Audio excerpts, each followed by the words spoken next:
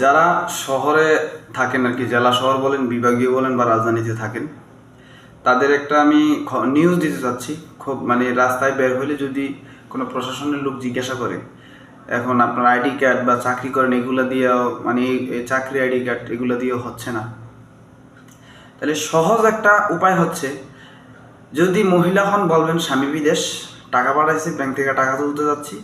আর যদি ছেলে হন বলবেন ভাই বিদেশ। ঠিক আছে? আর আমার ইমো নাম্বারটা দরকার হলে আমি দিয়ে দেবো।